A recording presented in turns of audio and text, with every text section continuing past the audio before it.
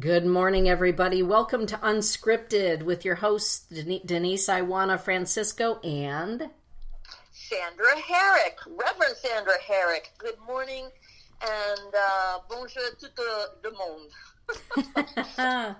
It's good to have everybody with us wherever you happen to be, and whether you're listening to us on YouTube or Twitter or Tumblr or here at Spreaker, it is really great to have you with us.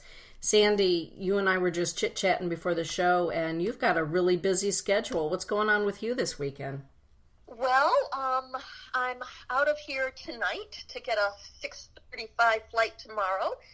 So I'm going to Sierra Tucson, which is a spectacular retreat health treatment center for emotional, spiritual, and physical burnout, addictions, foods, drugs, sex, drugs, rock and roll. And I was a patient there back in 1991 from a breakdown, overwhelm, my life just took me over. And here I am,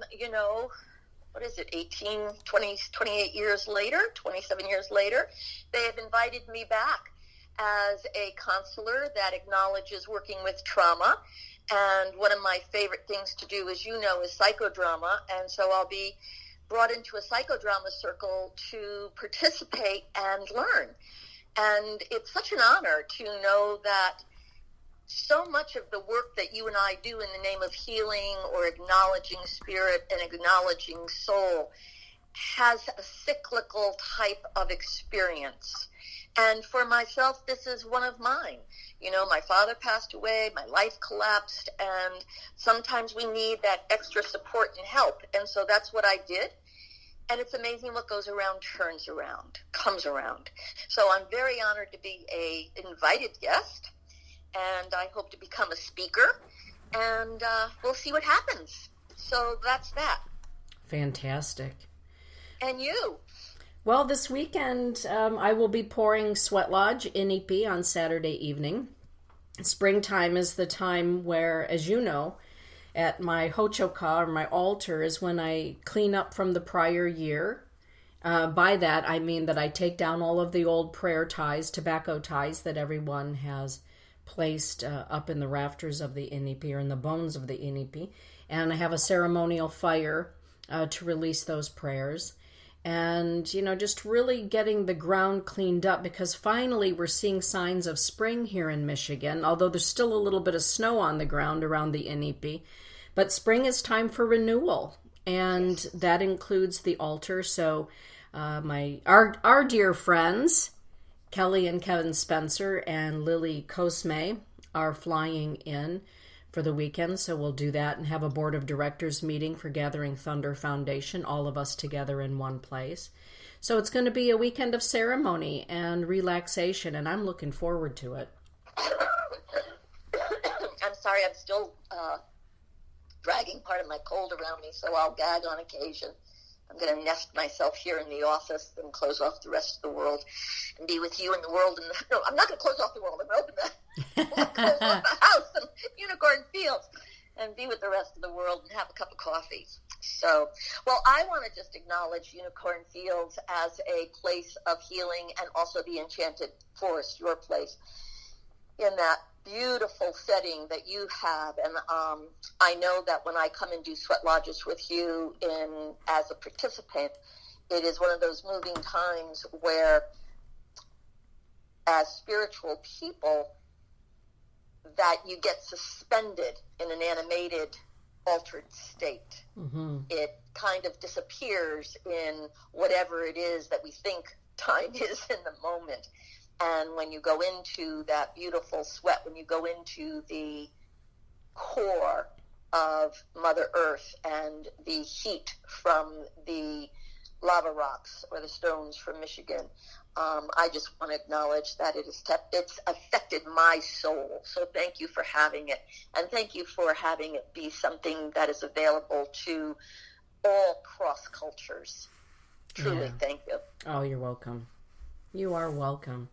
This morning on Unscripted, you and I were talking about what it is, that we wanted to kind of chat about this morning. And you said, hey, let's talk about second chances in in relationships. What was it that sparked that particular topic, Sandy?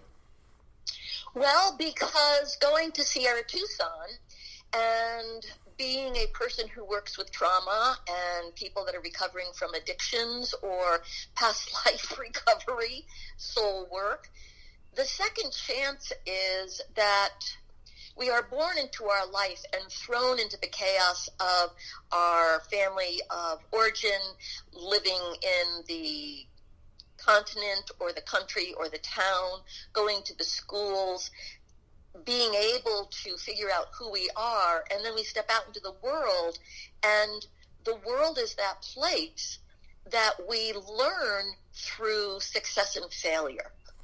Mm-hmm. Life is never an uphill climb that is just a constant, steady climb to the top. It's highs, it's lows, it's ups, it's downs. And people need to come together in relationships and discover that, you know, you get hormonically involved and it's all love and we think it's our true love, our soulmate and all that other stuff, and it very may well be. But then there's that wall of reality where who are we really? What are we really?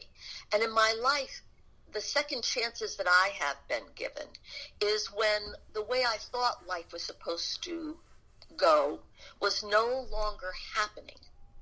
And the second chance was given to me from my mind to go, wait a second, this isn't working. So am I a complete failure? Is this the only thing that I am? Is this the only thing I can be? Or do I have a chance to regroup? Do I have a second chance at figuring myself out? Do I have another opportunity from my soul to diversify and to find ways of being within my life and the world community, because I have traveled the world with my practice, and realize, it makes me emotional, if I were only given one chance by one person, and sometimes I am, if we don't get it right, it's so finite that it's devastating. Yes. And when we really love either someone and we give them a second chance or a third chance or a fourth chance, it's not that we're only being, I'll be very blunt, hoping that they'll change. We're also in that place of giving them a chance to know we're not going to annihilate them because it takes them longer to change, and change is always a process. It's not overnight. Sometimes it is. But how do we, if we're going to have to swim to the other shore, it takes time to get there. And then I'll just say, and please, then your turn to talk, when it's done, when you're done offering chances or when you're done giving yourself chances and it's really done, to acknowledge something else has to happen. Mm-hmm. And give yourself a second chance in finding a completely new direction.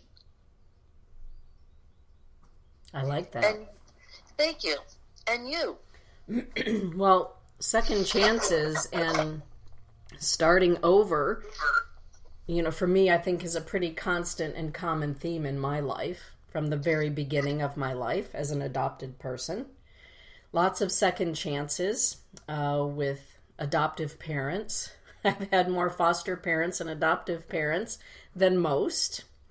And I've learned, one thing that I've learned about life is that I've never actually been allowed to hit, I don't want to say rock bottom, but to smash into pieces on the pavement. That there's always been a net that has appeared to stop me just before I smash to the pavement. Because, and so I've learned to be very trusting in the universe, or trusting in God, however you want to say that.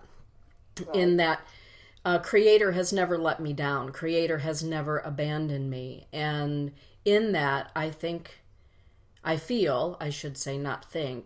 that that's part of why intrinsically I am somebody who gives people situations a lot of opportunity. over and again. And sometimes it's defined as being Pollyanna. Right. But I always know that for myself, God, Creator, has never let me down and been very supportive. And I try to be that same way in my life. Having said that, the older that I get, the more that I understand that sometimes in allowing people opportunity after opportunity after opportunity, we're also not allowing them growth of their person or growth of their spirit. Whether we call it enabling or denial or not wanting to change ourselves. Not wanting to change ourselves, absolutely. Yeah, not wanting to take a look at that. So second chances, third chances, fourth chances, there's always a second chance unless it is something that is just harmful. Right. But even in those cases, sometimes the having to change is more frightening than facing yet another day of, as you know. True. That's true. And I'm very clear from, I've been in the business for a very long time of self-help and spirituality for over 40 years now. And it's astounding how I have been graced with being a part of the pioneering of the new age of the self-help. I really have been in a spiritual domain, but my base is really in the self-help, in the therapeutic, the resolution of the psyche, the soul, the emotion. It's a collaboration. So it's not just, I believe in spirit. I believe in the psychological growth of a soul with spirit. And so I'm very, very, very proud of when people do discover their bottom line quicker rather than later. So that in an individual who may be in an abusive situation or in a confusing situation or in a stagnant situation, that they, and this is where I truly collaborate with you in the agreement of, even though I've been on the ground, I've been picked up or assisted or found, that's as far as you can go, or you can stop there and not get back up.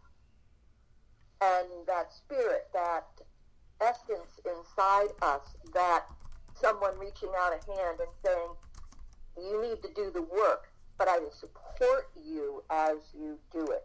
I will encourage and give you the second chance of finding out who you are. And this, I think, is one of those great big ahas, is that when second chances or another round is offered and someone discovers who they are, they may discover that the relationship or where they came from is over. Right. By finding who they are and finding, oh my God, that is done. Because, in one of my greatest calamities, in finding who I am, the direction of my life took such a different turn from the corporate world and the world of high finance and the 80s, the end of the 80s, and even brought me closer to spirit and more therapeutic awareness and more retreat-like qualities of life.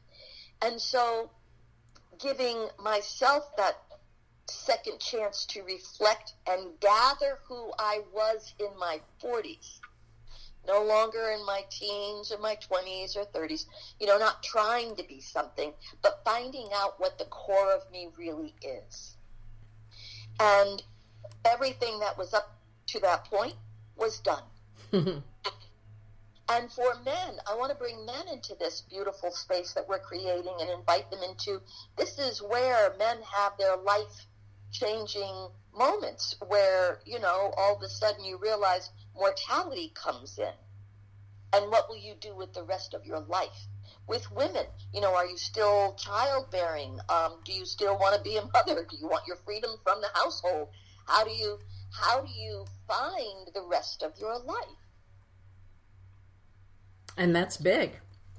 It's huge. It's huge. Because when you start a family and you fall in love, we all think it's forever. Mm-hmm. And it is forever, but it's forever different. Exactly.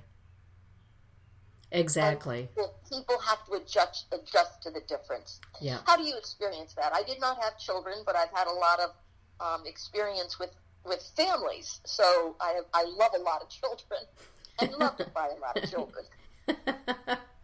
Well, that is a really great question, Sandy, because I was very different than the moms of my children who grew up in the 80s and the 90s, or excuse me, in the 90s. They were born in 89 and 92. And I was a working mom, which for a lot of kids who were raised in the 90s, that was an aberration. And I remember my daughter crying. Well, you know Elise. Yes. You married her to her honey. I did. You did. And I remember her in kindergarten one morning. Oh, she was just in agony. She was agonizing over the fact, why couldn't I be like all the other moms? Why did I have to be the only mom in the neighborhood who went to work every day? Oh, wow. And I said to her, I enjoy working, Elise Marie, and I hope that you understand that as women, we don't have to be just the mom, just the wife. We can be more than that. We can go off to a job, or we can dedicate our life to being the mom only or the wife only. It's entirely up to us, or we can be all three and more than that. And, at 5 years old, you know how she is. At 5, she was more like a 35-year-old. So she laid there in bed ruminating about all of that. And she looked at me and she said, oh, well, I never thought of it that way before. And watching then as she graduated from high school, I'll never forget she and I having a conversation after she graduated from high school. And she said to me, Mom, I wonder what those moms that stayed at home, what are they going to do now that their kids have graduated? Those that were the youngest that graduated with me. And I said to her, well, this is an opportunity for them to perhaps do something different, to find themselves. And she and I have talked about the different moms that were stay-at-home moms and how their life radically changed, how some went through Great Depression at not having that routine or that purpose, but that it was a second chance, and it is a second chance to what do I do next? It was a great question, Sandy. Thank you. You're welcome. Well, I've always loved the way that you've conversed with your children. You never talk to them like a patronizing adult, and I really respect you for that. And so it's amazing how much authority they have in themselves when they talk to adults. They have such a deep sense of their own credibility that it's quite impressive. Mm-hmm.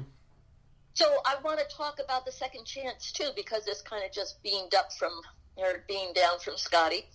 The second chance of when we lose a beloved. Mm. When somebody that we are in deep relationship, whether, God bless, we know somebody who just lost their mother, who has been their companion for so long. You know that I just supported my sister-in-law who lost her beloved. She was married to my brother. He passed away 12 years ago to a drunk driver, and she fell in love again, and for the past 7 years, she has been with someone, so she was given a second chance to fall madly in love, and then he just passed away in the past 2 weeks to cancer.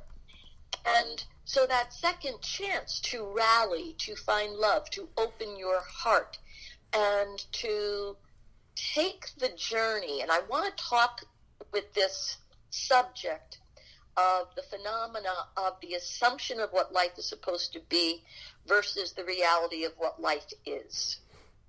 Because when we do start, we do assume it's forever. Yes. And whether that's denial or our chemistry or a mindset that is given to us, then if you're not neurotic and think, it's all death and doom, if you're not a Woody Allen type and think you're going to die tomorrow, we really do believe that, oh my God, it's forever. And life can shock the absolute bejesus out of us. Yes. And make us think that there's never a chance again to love. Mm-hmm. Or find companionship, mm-hmm. or feel that we are safe. Mm-hmm. And it does. In bizarre ways, it does. But it does take time. Or to trust when we're caught that during the grieving period of the loss, whether it's the empty nest, whether it's the loss of someone, the loss of a job, the loss of your sense of self, there's that incredible necessity to grieve, to look at what it is you're grieving, like you said, the identity. Mm-hmm. For my sister-in-law, she's even lost the identity of being the caregiver for 2.5 years. Right. And the day after the funeral, what does she do with her routine? Right. And it is a deep, deep, deep situation for caregivers to know that you get sucked into caregiving, and it's a huge dynamic and sacrifice in an act of love. And then when it's done, your whole world has altered because the person you're caring for is gone, mm-hmm. the routine is gone, and the second chance is to breathe clean air, to go and repose, and also to give yourself that space of recovery, however that takes. Yes. Recovery is so personal. Yeah. What would you like to say about that? Well, first of all, I'd like to acknowledge those of you that are listening, wherever you happen to be listening. The chat room is now open at Spreaker.com. And I put a link there on our Facebook Unscripted page. But if you are a follower of the show on Spreaker, the chat room is open. And our very own Lady Hawk is in the chat room with us, Sandy. Hey, and Lady Hawk. Yes, and as she just said, very sweet, she's come full circle with the both of us. Yes. 10 years now on internet radio, and here we are. So thank you for that, Lady Hawk. Absolutely. But to add to what you're talking about with second chances, with divorce, I've been through divorce, and the second chance of finding love again, I told myself that I was not ever going to do that again, that I was going to remain a single woman. And the second chance just kind of found me in the grocery store, right? Attached to Todd Francisco. So it happened in a very unexpected way, in a very unique way. And within time. And within time. And it was 9 years. 9 years of being a single woman. And all of the experiences in those 9 years of raising kids on my own.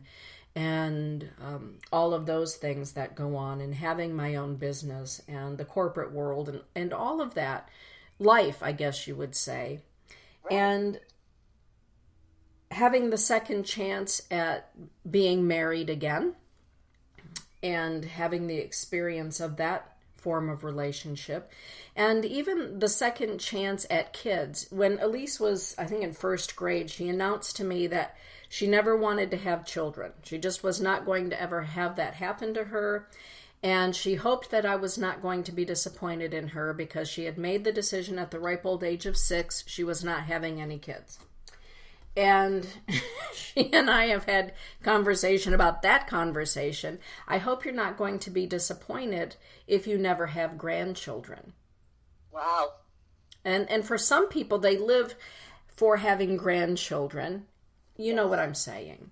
Absolutely. And as the universe would have it, because everybody who knows me knows that I love children. And I love small children in particular. And so at Gather Our Children Home, there on the reservation at the Crisis Center, I have a whole nest full of baby hugs.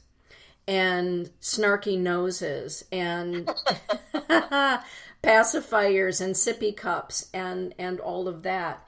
And the point of me even saying that is whether we're talking about personal love relationship or expectations or desires that we have in our life that may not be met in a way that we feel or perceive it should be or expect it should be.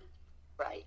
The universe, creation, the great mystery, offers us opportunity to experience that. But second chances, when we're given second chances, often come disguised or arrive in very mysterious ways. Wouldn't you say, Sand? Oh my God, when, the hand of Spirit, God, the Lord, anything that you want to call it, however you believe, and believe me, I support the belief system being wide and diversified.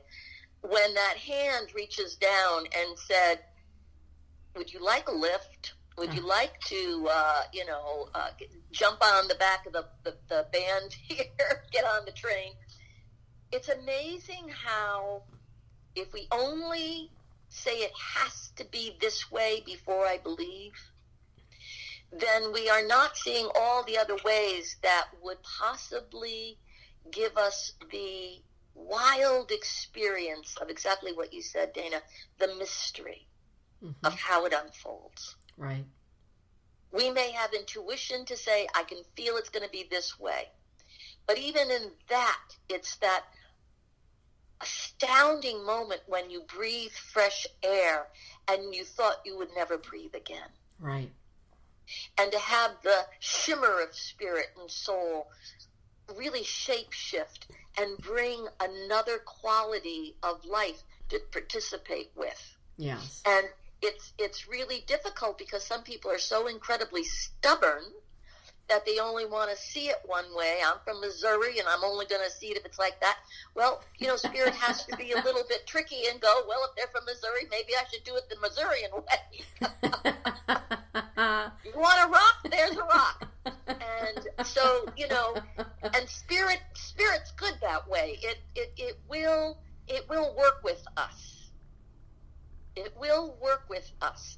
But we have to work with it also. Right. Right. And there's that true place inside of all of us that truly wants to be connected. Mm-hmm. And when we're connected to what it is our heart truly loves, and I mean that in the innocence of love, not the desperateness of I have to have, or the greed or the need or the obsession, the innocence of love, like a child's wonderment. Right. It's astounding what miracles appear. Absolutely. As you know, a little over a decade ago, I had a left brain stroke. Yes, I do. And in that left brain stroke, that rendered me paralyzed on the right side of my body. And I still have some effects of that. Transient neurological deficits is what they call it, right? That's a good one.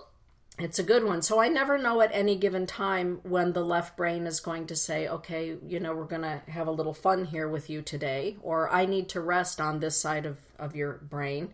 So if you drop things today, just understand that that's part of life for today. Or if you can't speak today or find appropriate words, then that's just part of your day. But the beauty in all of that is the knowing that I was given a second chance, because quite frankly, as I was in that hospital bed looking at my body, which was just a heap of awful, and given the opportunity to go back into that body for another go-round, I was a little bit hesitant, because it was so peaceful where I was, where my soul was at that point, in between the physical and the non-physical. But I knew that I still had more to do, and I had kids to raise and horses to tend to and dogs to take care of and all the adventure of life. But in the second chance of that, what I learned very, very quickly is to have more compassion with myself and imperfection, to be compassionate with imperfection. And at the same time, to understand that life really is precious and purposeful. And I learned at that point, for me, very challenging. The importance of boundaries and the importance of taking care of the gift of life that I had been given again. And really, one of the things I came away with was the growing understanding of the need for good boundaries, and how often do we give second chances, and is life to be lived just so that we can be codependent? Or is there more to life than being codependent? Is there more to life than being the rescuer? Is there more to life, than being the person that is the doormat? And that was a process. It wasn't an epiphany that went right into, the rubber didn't immediately hit the road with all of that, but It really did turn the table. Well, you're talking about giving yourself a second chance in a situation that was never going to change unless you changed. Yes. Because there is that shift. Now, again, being a part of the beginning of the New Age in the 70s, so much vocabulary has been developed that has really good bullet points, words that have been really significant and one of them is boundary. It's a new word for where's your line in the sand? Where's the blood in the sand when the line, you need to pour something into it? In the good old days, it would have been, where's your self-respect? Right. Because a boundary, just so everybody is very clear with this, a boundary is when you have self-respect, it is that practicing that this is enough and I respect myself to no longer endure what it is that is eating my life up or taking my life away or denying my identity to exist. And that self-respect is such a parallel with what a boundary is. It means the boundary is, how do you define in your own way, there's the line, and I'm going to make it happen. And if a relationship or something I do comes to that line, the self-respect acts upon, well, there's the line. Am I going to keep my agreement that that's the final line? Because anybody can cross our lines. Anybody can cross our boundaries. And I think that's very significant in everybody being able to understand that when we have boundaries, everybody can bump into them. Everybody can cross them. It's our job to figure out what we do when someone crosses our line or crosses a boundary or affects our self-respect to the point we consider losing it, altering it, shifting it, squeaking it a little bit, or holding it to task. And I think it needs to come back to a little bit to know that when we're talking about boundaries, it's not just rules you offer someone that they have to be obedient to, everybody. It's the self-respect you have for yourself, and then the respect you have for someone else that would compromise yours. Mm-hmm. Or that you allow someone to compromise their own respect of you. Because that is also a teaching ground, to teach someone, to inform someone of who you are so that they can respect you. And if they don't respect you, then that goes back to the song, respect yourself. Absolutely. Because nobody else is going to do it if you don't. And if you do, interestingly enough, you get respect. Yes. Yes. But we have to be conversive. We have to come out of the guessing game. You'd think somebody would know by now who I am and what I am. Well, that's not true. Right. We always have to inform and be the educator and know ourselves well enough. How do you experience that in your practice? In your life, in your being? Well, right, in my life and in my being. And in the last, 2.5, almost 3 years, it's had something of cataclysmic results, at least in my life, saying enough is enough. Enough is enough to verbal abuse, mental, emotional abuse, even as it comes from family members. Right. Enough is enough. Enough. Yeah. And when the family of origin is tough. Absolutely. Absolutely. Family of origin, which, I don't know anything about, but even adoptive families and families, friends that become like family, etc. My definition of family is a little bit different perhaps than for others, but even in those very close relationships, I've learned, going really back to the stroke, if it is sucking the life force out of me and it is no longer nourishing me, and there is a pattern of that and no hope in sight for it ever changing, it's the old adage, Sandy, is it my life or theirs? Right. Is it my life or theirs? Meaning, am I going to die in order for them to sustain their way of living, their way of behaving, or being in my world? And my answer to that is absolutely no. End of story. And it's not that second chances aren't given. In fact, that dozens of chances, but to see the pattern and to decide, because I've experienced, you've experienced, others have experienced the feeling of dying on the inside. Your soul shrivels up. Oh, absolutely.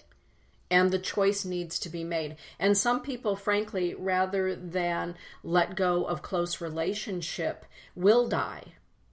Absolutely. Absolutely. There's that place where when our soul is sucked out of us, let's talk about that, because that's a second chance to reconsider your own life. Yes. When our soul is sucked out of us, when our sense of agreement with the universe disappears, when our spirit is broken, these are phrases that have profound psychological, spiritual, physical truths. Yes. A broken heart does kill.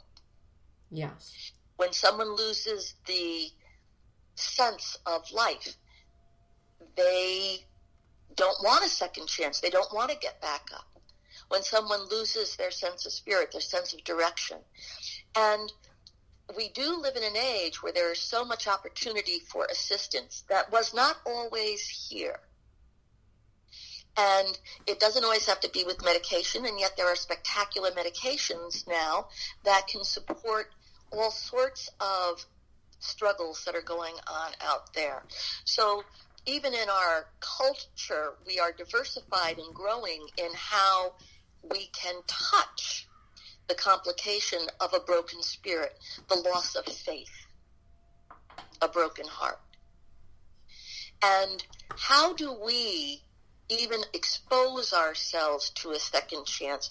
Or when do we see that someone doesn't want one? Mm-hmm. Oh, that's good. That kind of takes my breath away. Yes. And I'd like to just send some energy, some really true and honest healing energy and compassion to those that are suffering or struggling and wondering, I'm done. I don't want a second chance. I'm done. Mm-hmm. And I want us to send that energy of compassion to take respite, take repose, take a breath. Mm-hmm.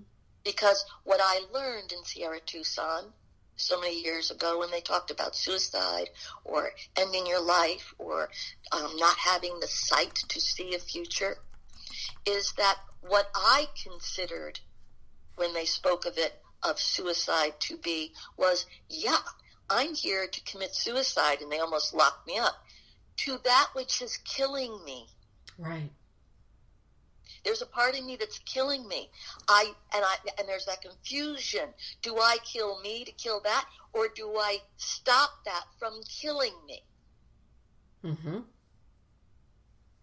And it's a subtle, slippery division in our psyche, and I ask everyone that would even consider that to know that, yes, there's something inside you want to have over. How many times have you heard a client say, I just want it to end.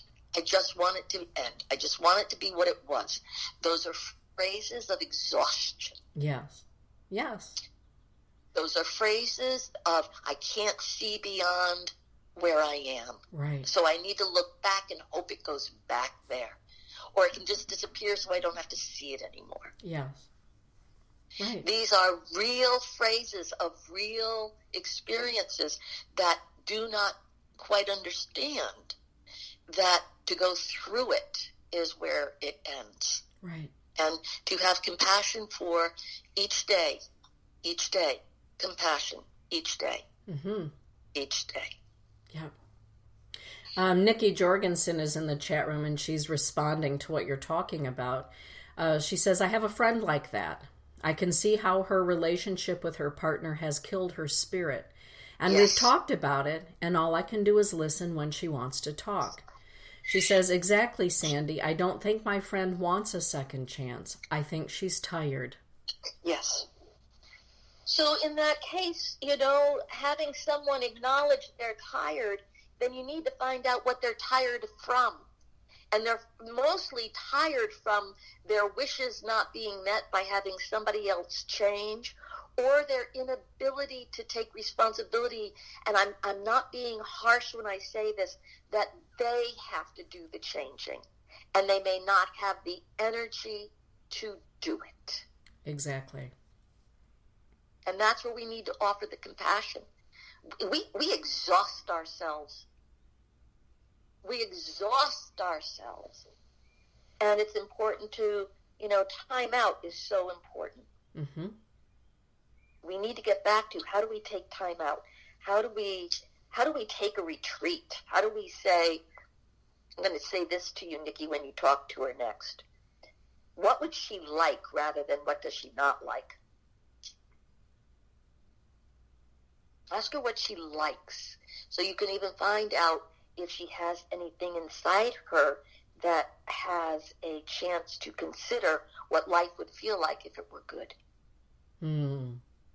Start there, Nikki. Yeah, where is her joy to be found? Right. Yeah. Right. And hi, Nikki. I'm so honored you're here, as always. Mm-hmm. I'm really liking this radio, this internet radio. I'm having a blast. I mean, it's like, we should do more of this. I know, like exactly. the old days. I could be in my bathrobe and not have to do much of anything to get ready. Just pour a cup of coffee and all of our friends show up. That's kind of a great thing, isn't it? It really is. And thank you for being there. Mm-hmm.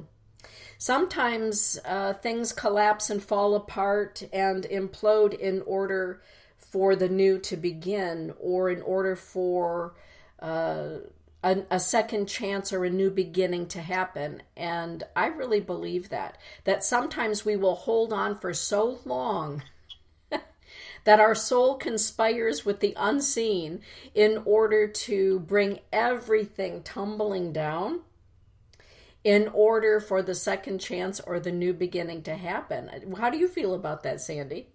Oh, absolutely. It's amazing how sometimes the earth obviously makes a very big hiccup and things fall down and tumble down and come to the end, and what was is no longer. And yet, like in Yellowstone in the 80s, in 88, the Great Fire, everybody said, don't disturb the forest. Don't just, put out all the fires, control it. And that put such a buildup of foliage that was dry and nesting that when lightning struck and started a fire, it had so much there to burn because they didn't allow the natural rhythm of change and fire to happen, that it scorched the earth almost to the ground. Wow. And yet, that scorching was the very thing that was necessary to open the pine cones, to clear the undergrowth, and to bring new birth.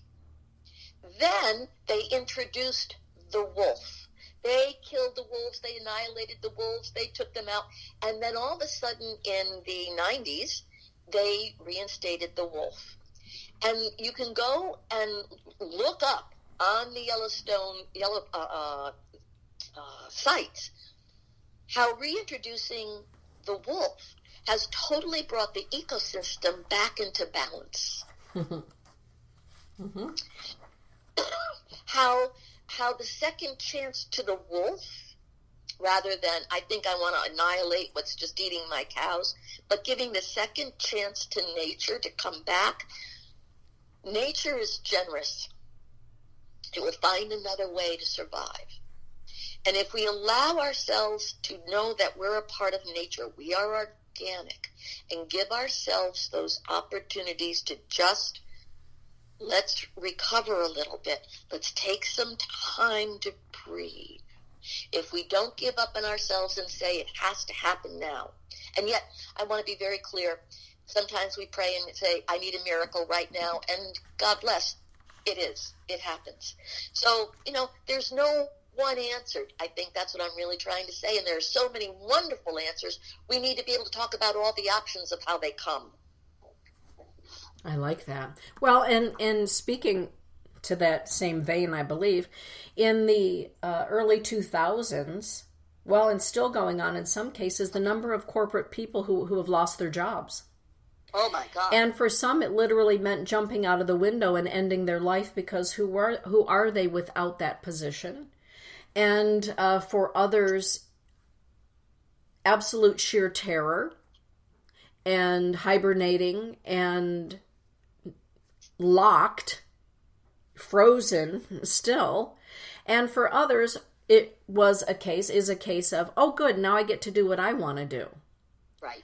But in any case, whether the person who is frozen in time and frozen in fear begins to thaw out and think, hey, I really didn't like that job anyway, so now it's my opportunity to be a furniture maker or make music or make art. The second chance is there. And, at the newspaper in, 2010, 2008, 9, 10, all in that time frame, watching people in the newsroom losing their job and throughout different places there at the newspaper and having conversation, there were those that were excited at the opportunity that now they could do what they really wanted to do, and others that were terrified. But in all cases in conversation, we talked about the fact that it's a second chance. It's a second chance to utilize your gifts and talents, or to reveal something within yourself that has been latent or hidden or unknown entirely. And now all of these years later, Todd and I recently were at a restaurant here in Lowell. And I walked in, and one of our writers from the newsroom, he was a music critic. And he saw me from across the room, and he walked up and he gave me a great big hug. And he said, oh my God, Denise, how are you? And I said, I'm great. I live here now. Here's my husband, Todd. He said, well, there's a whole bunch of us sitting at this table. And here was the religion editor and all of these editors, former editors from the newspaper sitting there. And to visit with them about what they're doing now. A couple of them are in a rock band and they perform, and they're quite successful. Being that's hysterical. Absolutely. And the point in the whole story is that who knew that the religion editor would find himself rocking and rolling, right? Along with the music critic editor. And yet it all came together. And to look at them, they looked different. Sometimes second chances also means that our visage, the way that we look, the way that we dress, the way that we're allowed to be also gets to be different. No more suits and ties. And that works for people. Yeah. Or you get out of your raggedy clothes and put on a suit and tie. You got it.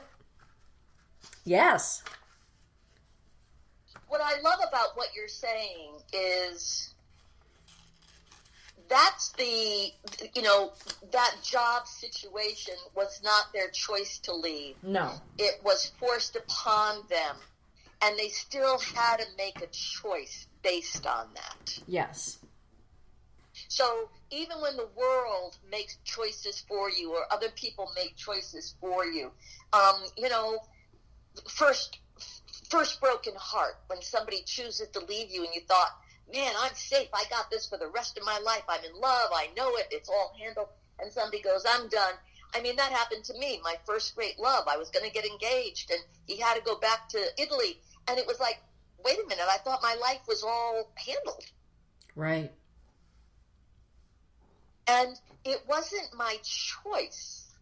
It was something that happened to me that I had to choose. And this is so important for all of us, because what I hear you also saying about everybody that you talk to that evening at dinner is they change their attitude about who they are. Absolutely. And it is all about our attitude. What is our attitude about change? What is our attitude about having to face it, having to offer it, having to accept it, having to deal with it, abide by it? Mm-hmm. Change ain't easy. Yes. No. And it's the only thing that is permanent. Right. The only thing. What is it that you feel gave you your second chance from leaving the newspaper? Well, my position at the newspaper was going to change, and I was offered a position working for somebody that I felt was tremendously unscrupulous as a human being. And I could not do that. I refused to do it. And I was only 49 years old, so it's not like you can jump into your pension or any of that kind of a thing. And I said, okay, well, here's my opportunity to do what I've been doing for a long time, full time. And I know, again, based on my history, that it will all work out, because it always has and it always will. And so I retired from the newspaper after 33 years at 49. And it gave me the opportunity after a resting period, because you do need to rest. Yeah. As you were saying, to really regroup and really think. It gave me the opportunity to create what had been inside of me all along, that I was only able to give snippets of it life. I was able to give it my full attention and complete life. At the same time, I still had kids in the house, as you know. But it has manifested, it has unfolded in miraculous ways. And now with the radio shows and the School of Sacred Studies, the ministerial, the divination, the School of Divinity for ministers that you and I run together, all of these things have happened and morphed and come into being, including Gathering Thunder, the furtherance of that, based on, for me, what has always been so important, Sandy. You know me well enough to know that prayer is really important to me. And I don't necessarily mean sitting in a pew or any of that, but to always be in dialogue with the Creator. Right. And so good, bad, or ugly. Absolutely. Always in dialogue. What am I being shown here? I woke up this morning from a dream, very profound, very deep. I haven't had time to really take a look at it, but I know that something is in the air. Right. Something wicked perhaps this way comes.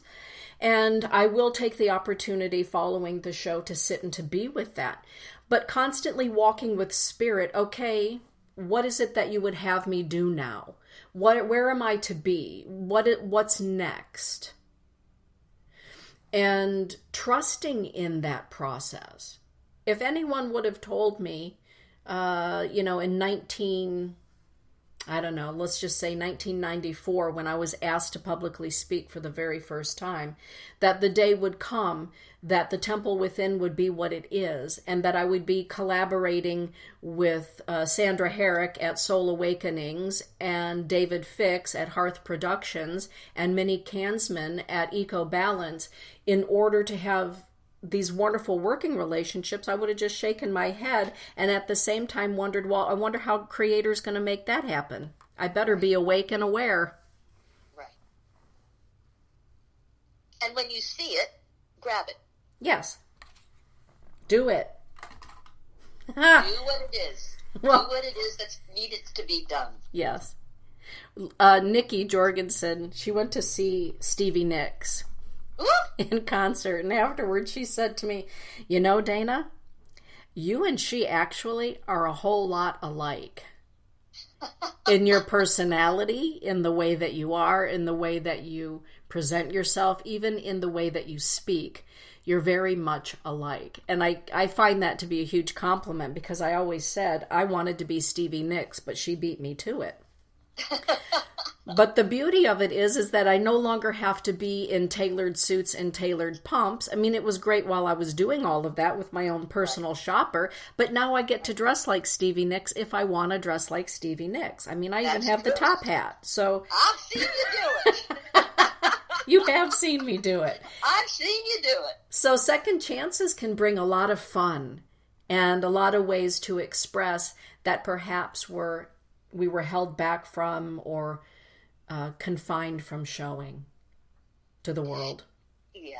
It's also a pleasure to know that when life really is offering us a life, it's not just one life to live. Right.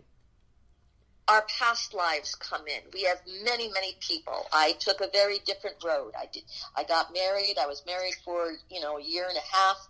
In 1969, God bless the Vietnam War. It destroyed a lot of people, and one of them was my first husband.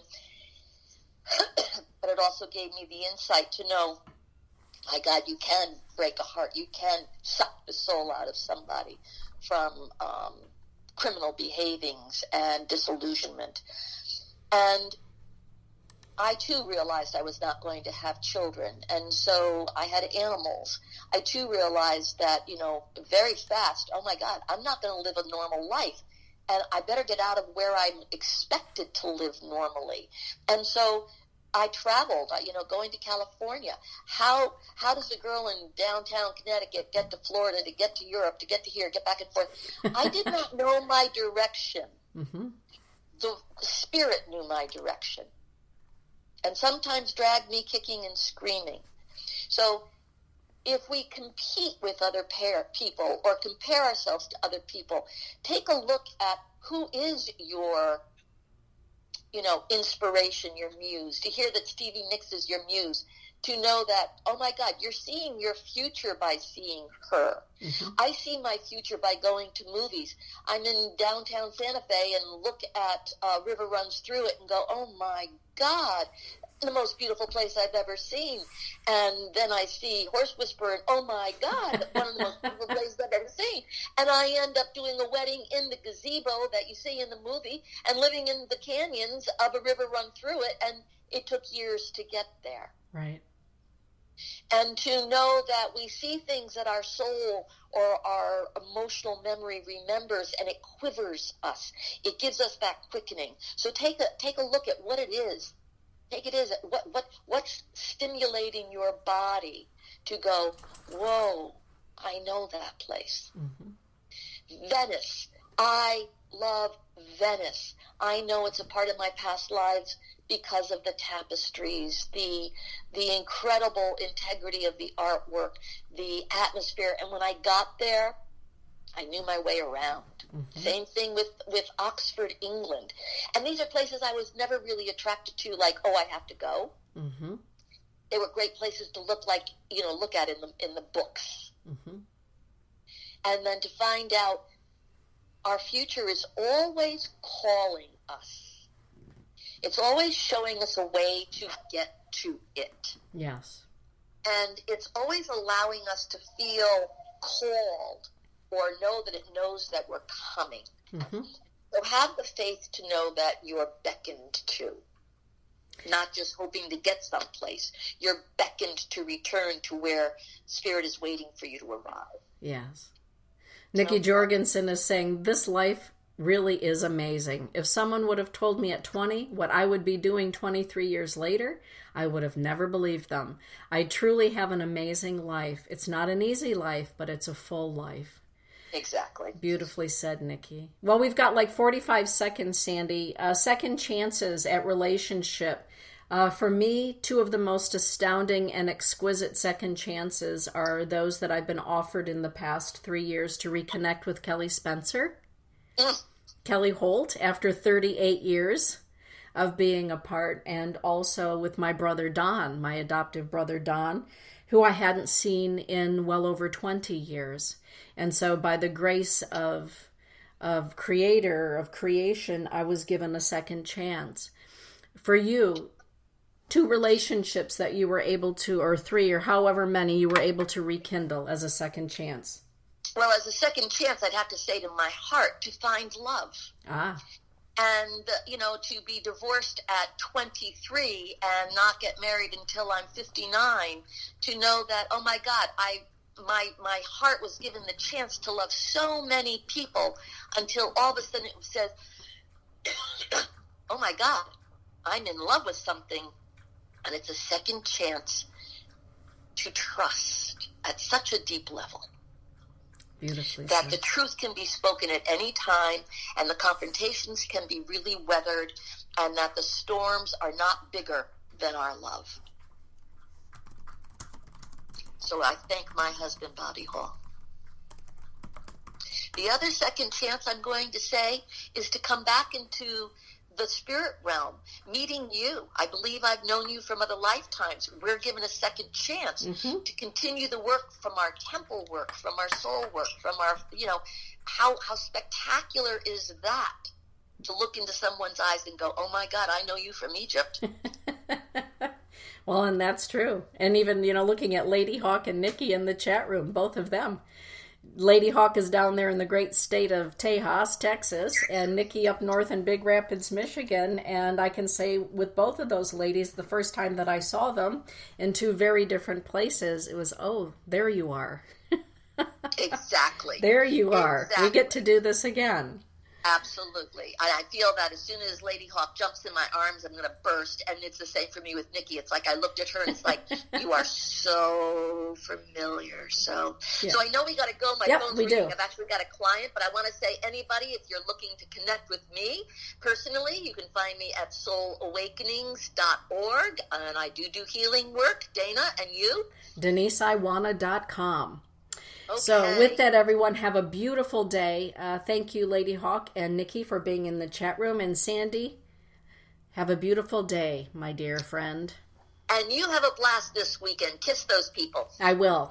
Bye-bye. Bye-bye. Thank you, everybody.